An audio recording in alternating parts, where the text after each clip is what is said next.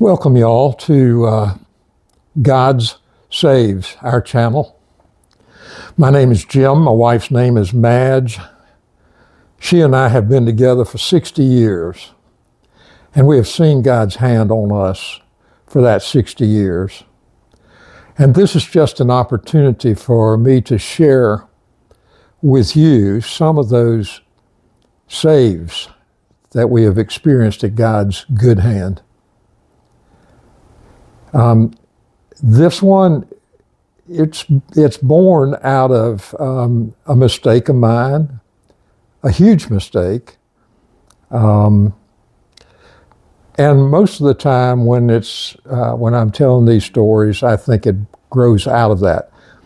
Now, I want to be clear that our relationship with God is, He is our Father. He is not a slave master. There's a misconception that God is maybe grumpy or harsh, and He can be sometimes when He needs to be. But He's our Father. What is a father like?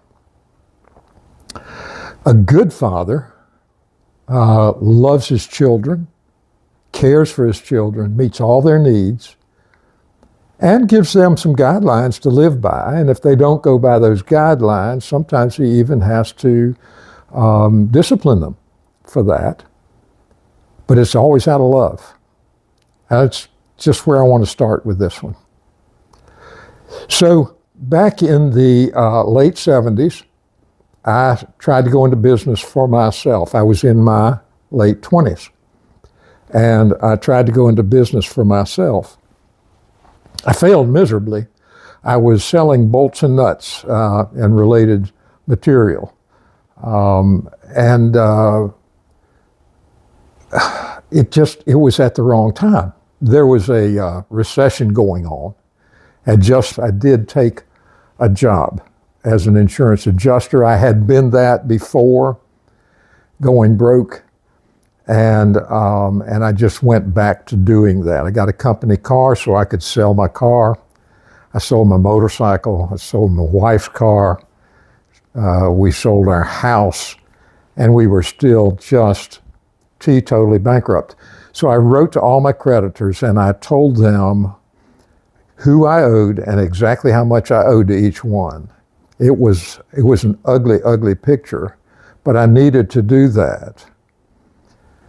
So one of my creditors called me in after he got that letter, and I sat across the desk from him while he said, "You can never, ever pay your way out of this debt."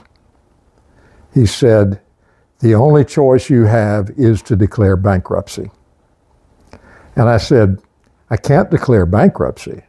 I have to look at myself in the mirror in the morning." And I signed on the dotted line that I would pay, and for me, it's just outrageous to even think about signing that I'm going to pay you and then say to you, "By the way, I changed my mind." That's stealing in my book. He said, "Well, it's not." He said, the laws are written for people like you. And I said, "I just cannot do that." And so he suggested that I go to a gentleman named Charlie, who was with Consumer Credit Counseling in Greenville, South Carolina at the time. And I went to Charlie and I told him my story. He looked at he got me to give him all the material, who I owed, how much I owed, what my income was, the whole 9 yards. And he said, I will digest this information. I'll talk with a couple of your creditors, and he set up an appointment for about 10 days later for Madge and me to come in together. He said he would not work with me by myself, that he only works, if it's a couple, he only works with the couple. So that made sense. So about 10 days later, we come into his office, and he said, "At first blush, it looks like your original creditor was correct. You can't pay this debt off." and have any living whatsoever. But he said, I got a question for you. Where do you go to church? Thought that was kind of a strange question, wouldn't you? And I told him we went to Mitchell Road Presbyterian Church. And he said, being as that's the case, I am going to try to work with you. He said, the part of your budget that is missing, there is nothing in there at all for entertainment. But because you go to a church that has activities all the time, I am going to try to work with you and see if we can make this thing go. He was still not 100%. He said, I have worked out a budget that you can live on. You can pay your rent. You can buy your groceries, etc. But he said there is no wiggle room, absolutely no wiggle room for you. So you're going to have to pay me this amount of money on this date every month, or before that date, not after that date. If you come in the day after that date and bring me your check or cash, I will not accept it. He said, I will throw you back to the dogs. You must pay me on or before the due date every month. He made himself very, very perfectly clear. And so Madge and I left there, and we started paying on that debt. And it was awfully tight. It was terribly tight. However, I was able to save just a little bit of money along. And so after a few months of that, I got to tell you, the first guy had said, you'll probably pay on this for 4 or 5 years and then realize that what I'm telling you is the truth. You can't pay off your debt. That's an important part of this, this video. So after a few months of being on this payment plan with consumer credit counseling, I had saved up $175. Now, in today's money, that's quite a bit more than that. I don't know what it is. Somehow, by the grace of God, I had saved up just a little bit of money. I had no car for Madge. We only had my company car to work with. And I felt like she needed a car. I found a car at a gas station, had a for sale sign on it, an old Pontiac, rusted. It was close to a piece of junk. And I negotiated the price down to $115, and because I knew I was going to have to spend money on the car. By the time I had it serviceable from my point of view, I had $175 in it. All the money that I had saved up was in that car. What I haven't told you yet is that I did some body work on it myself, and it looked, honestly, kid you not, it looked worse when I was done than before I started. I was terribly embarrassed to drive it. I was terribly embarrassed to have Madge drive the car. But it's what we had to do. Well, I'm going to fast forward now for another couple of months. And one weekend, we just didn't need the car for anything, the Pontiac. And I told Madge, I'm going to put it out for sale. Well, what are you going to ask for it, she said. I said, well, I've got a sign where I sold my motorcycle, and it has $375 on it. I'm going to put that in the windshield. And she said, nobody's going to pay you that for that car. And I said, I know that, but you got to start somewhere, so I'm going to put $375 on it. I had $175 in it, in that day's money. Quite a bit more in today's money. And so I put it out at a KO station, a gas station, with that sign in it, with the owner's okay. and put it out on a Friday. I had a guy call me on Monday, and he said he wanted to buy the car.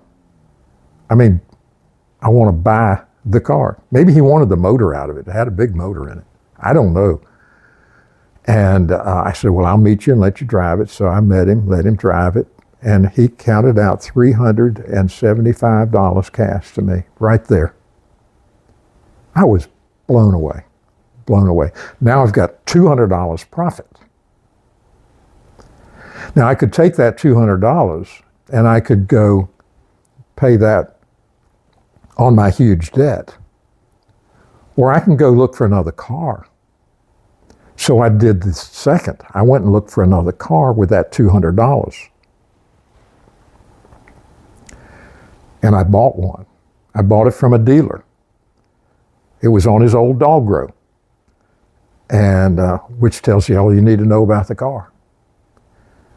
I fixed it up a little bit, and I sold it, and I doubled my money.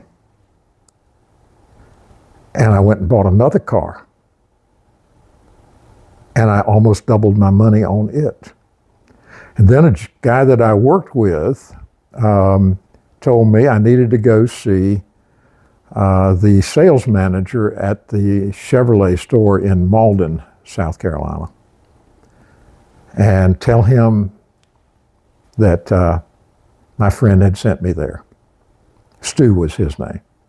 So I went down there and I found the sales manager and I said, Stu Kraus suggested I come see you. I've bought and sold a few cars here lately, and he said you would give me a good deal on a car. And he said, well, I'll try to help you. You'll see my old dog row over there, and that's what the dealers called them back then. My old dog row's over there. You go over there and see if there's something you want to talk to me about. And I did, and there was a Fairlane 500. And I went into him and I said, I'd like to talk to you about that Fairlane 500. And he throws me the key and he says, drive it. And I drove it. I went back in there and I said, so what can I buy this for? Now by this time I had over $500. And he said, I'll sell it to you for $550. And I looked at him and I didn't know anything, y'all. I mean, I was brain dead on, I'd done a few cars, maybe 3 or 4 cars, but I didn't know what they were worth. And I just looked at this gentleman, I can't remember his name right off, and I said, are you treating me fair on that, where I can take it and make some money on it? He looked down, he said, no. I'll sell it to you for $250. I bought it in a heartbeat. I cleaned it up. I put it out for sale immediately. And I sold it and made a $300 profit on it myself. I sold it for the $550 he had offered it to me for in the first place. Y'all, I started going there every week. Now that was back in a time when you were allowed to do that. You didn't even have to put the car in your name. All you had to do was have a bill of sale from him to me. I could do a bill of sale to someone else. They could do a bill of sale to someone else. And eventually somebody buys a car that's going to drive it, and they take it and they buy it. They pay the registration fee. Kind of crazy in today's way of doing business, but that's the way it worked back then. Here's what I did, y'all. I went and bought a car every week. I knew what my paycheck was going to be on Thursday. By this time I had a better job and was making a little more money. I knew what my paycheck was going to be on Thursday. Try that again. On Wednesday, I knew what my paycheck was going to be on Thursday. So on Wednesday, I would go see him, and I would choose a car that fit within what my paycheck was going to be for that week. And then I would pick that car up Thursday night after I got paid. And Friday morning, I would clean that car up and get it ready to put out for sale. Friday afternoon, I would put it out for sale and then go to a sales meeting at our company. I didn't have to call on my customers on Friday. I only had to be at a sales meeting Friday afternoon. So that's the way it went. And my deal was every week I would buy a car, and whatever offer I had on it that was at least $20 more than what I had paid for it or had in it, I would sell it.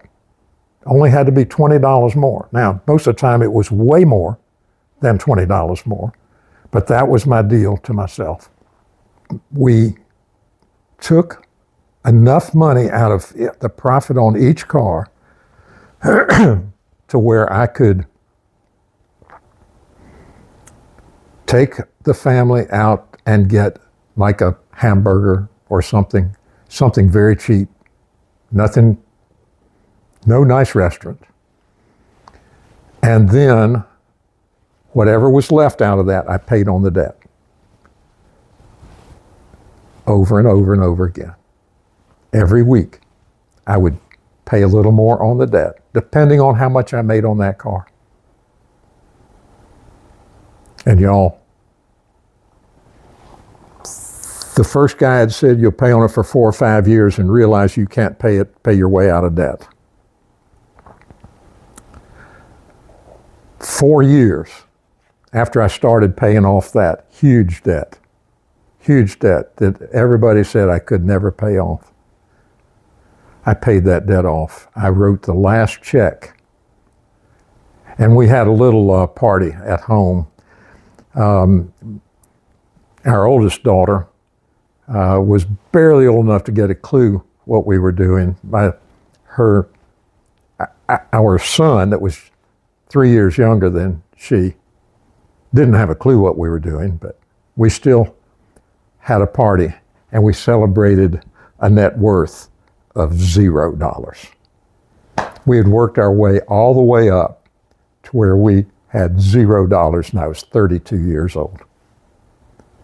I just wanted to tell you that story because it's the hand of God. It is the goodness of God.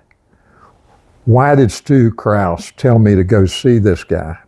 Why did this guy decide he wanted to work with me? And there were, just in case he didn't have a car, I found a couple of other dealers that would do the same thing. A Cadillac dealer was a great one to work with as well. And so I just want you to see the hand of God. Here is a part of this that I haven't mentioned that you got to hear. Did I stop buying and selling cars? Not on your life. I just kept on, and I kept on, and I kept on. And I do it today. Now, I don't do it in that way. I'll buy, instead of a car a week, which you cannot do anymore without a dealer's license, I buy a car every 3 or 4 months. But it doesn't cost me anything to drive. To this day, y'all, my God, my Father, my provider, provided me a way in that awful time of our lives to drive for free 50 years later. I believe I'm correct about that. Somewhere around 50 years later. That was about 50 years ago. Can you believe that? That is the God that I serve. That is my Father in heaven. And I want you to be encouraged if you find yourself in a place where He is the only one that can take care of you. Let Him take care of you. Listen, thank you again for stopping in. I'll have some more of these stories to tell you. Sometimes they'll be about my own errors, just like this one. And sometimes it'll be just real positive stuff. Sometime I might just read some scripture to you. I don't know. But it's going to be all about God's saves.